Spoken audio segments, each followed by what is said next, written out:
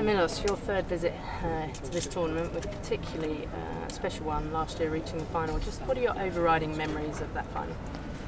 Yeah, setting the break up, everything's going the way I like. That's a situation I feel very comfortable in, and all of a sudden that's not the scenario anymore. So obviously a great week for me, but a final that I wish turned out differently, and that I wish that I can be in that same scenario again and write a different storyline. But taking the positives, it was an amazing run, in 2016. Do you put greater expectation on yourself to do the same this year? I had great expectations last year. I don't know if it's any greater, but I feel like I'm a better player this year than I was last year. I've just sort of struggled with that sharpness because I haven't been healthy. I haven't been playing many consecutive matches. I have done it now over the clay court season, which is the toughest surface for me. So now it just flows a little bit easier for me, and hopefully that can lead to some great tennis. 2017 hasn't been the easiest for you. Just describe what your feelings of the season so far. Yeah, it was time to change, and it wasn't a small change. It wasn't a personal change. It was a change, sort of a whole restructuring of the process that I go through to try to find another way to be able to keep myself out on court.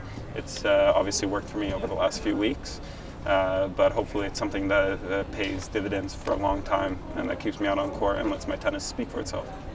And a change in your coaching team, just tell us a bit about that.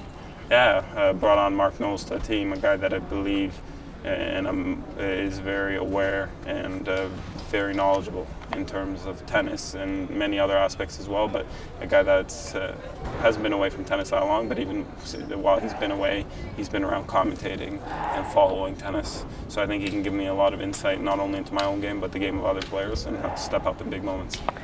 And just onto the grass, it's notoriously tricky, the transition from clay. Is there anything you do in particular to make that transition easier? Arrive early and spend a lot of time on it. I think there's no substitute, no cheat code, nothing. You have to spend the time. You have to give its dues to the surface, and hopefully that kind of preparation will be plentiful for me.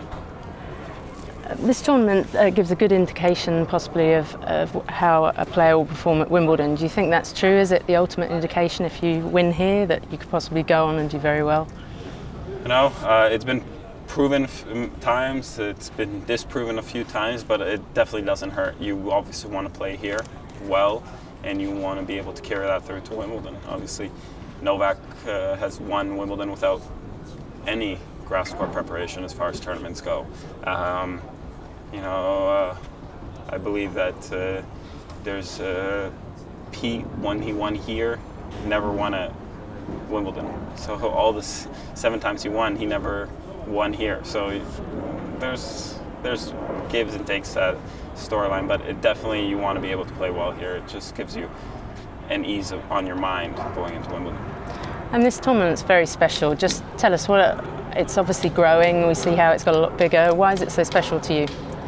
Yeah, it's historically one of the more significant tournaments we have on the ATP Tour.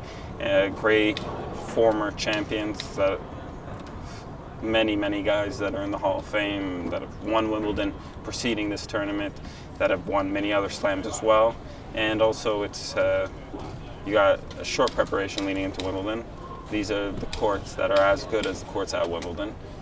What other better way is there to hone in on your game when it's crunch time?